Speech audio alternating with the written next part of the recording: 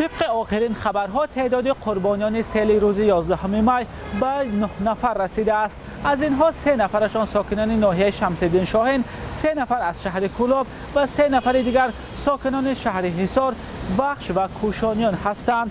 از 9 نفر قربانیان حادثه تا این لحظه نام 3 نفر آنها برای ما معلوم است. یکی از آنها بختیار خالف ساکن 34 ساله ناحیه کوشانیان می باشد.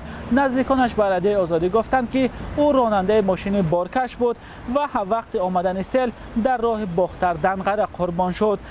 در سیل روز 11 می همچنین محمد سید احمد و بختاور مراد ساکنان دهه چگم ناحیه شمس‌الدین شاهین هم به هلاکت رسیدند. محمد سید احمد همگی 10 سال داشته است. طبق اطلاع دریافتی 3 ساکن ناحیه شمس‌الدین شاهین که دیروز در وقت آمدن سیل به هلاکت رسیدند در داخل ماشین بودند. مقامات گفتند مسافر چهارم این نقلیات مجروح است و فعلا بستری می باشد.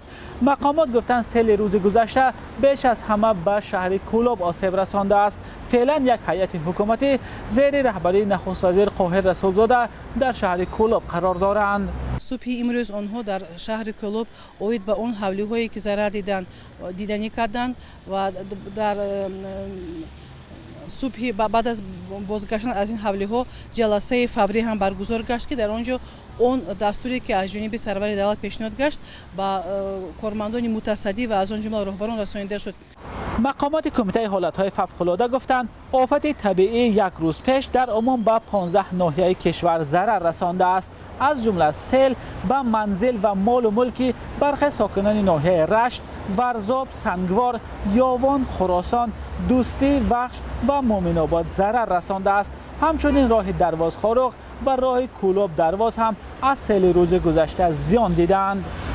دفتر مطبوعات کمیته حالت‌های فوق‌العاده میگوید خطر بارانگری و آمدن سیل تا 14 می زیاد است و ساکنان باید احتیاطکار باشند، ولی برخی از ساکنان به خصوص آنهایی که ضرر دیدند مقامات را برای آماده نبودن به چنین وضع تنقید کردند. مولا رجب یوسفی شهلای عبدالله، آزادی دوشنبه.